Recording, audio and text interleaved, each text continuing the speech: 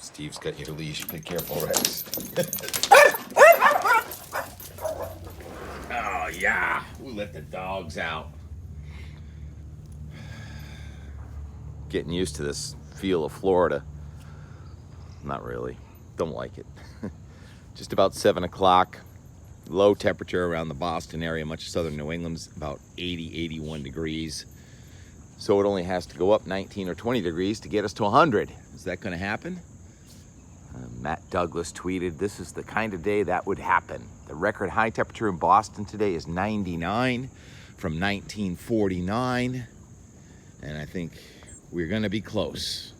Looked at a lot of the guidance this morning. The thickness of the atmosphere to get up to the 500 millibar level is 580 decameters. So the way that works is warm air is less dense than cold, so the higher you have to go to get to the 500 millibar level, the warmer it is. And in the wintertime, we look for that 540 thickness for the rain snow line because the cold air is more dense, right? Anyhow, there was a front coming in here. Yesterday, we're at the Blue Hill Launch Your Weather Career. We started in the ski lodge because, you know, the summit building is under construction. We got baked out of the ski lodge, and then we went over to Meditech. They were so generous to let us go into an air-conditioned room where I think we're going to be again today, and we're going to be calling the play-by-play on the weather and learning about weather and all this. And a couple of things that we may talk about today would be precipitable water. What is precipitable water in the atmosphere? That's the amount of water in the atmosphere where you were to condense the column all the way to the ground and wring out the water. It's 3 inches in southern New England today. So if you get a thunderstorm, even for a few minutes, you can get inches of rain very quickly.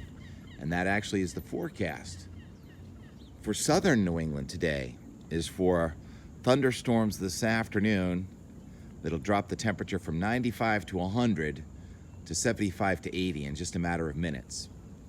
That's a little different than what happened in Maine yesterday, in Portland, when that backdoor front came in and the temperature went from the 90s to, upper 60s?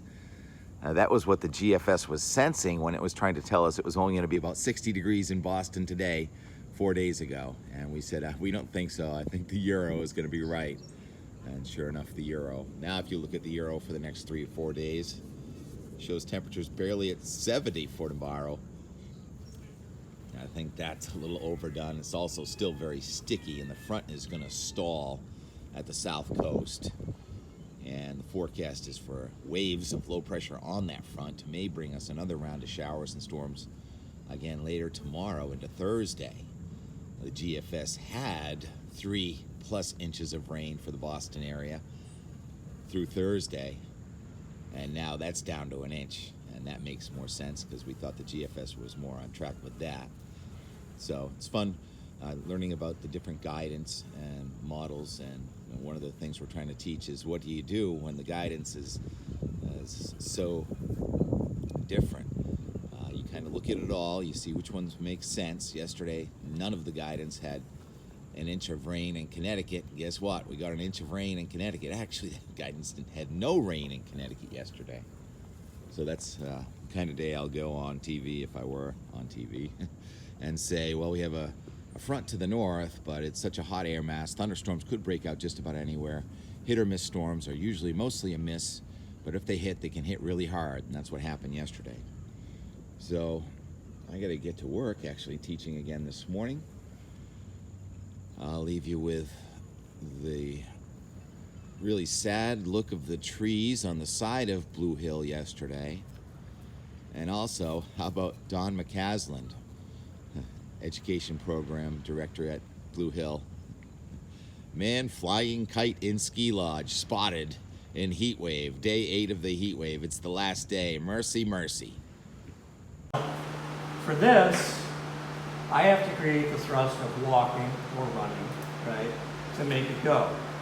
The reason it gets the thrust is the wing, this thing here called the bridle. If I have it attached way up here instead of where it is, the wind will go across this surface at the So because it's going across really fast, there's low pressure here, high pressure here, and it's the difference in pressure that makes it go up. And again, it's the more walking. You have to give it the thrust to make it fly.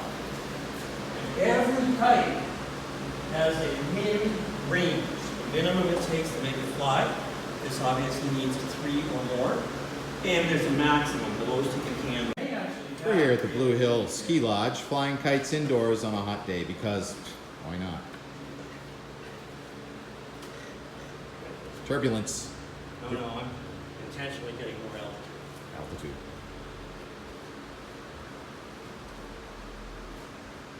We fly. Pressure. Pressure is lower above the kite than below the kite. Darth Vader. See ya.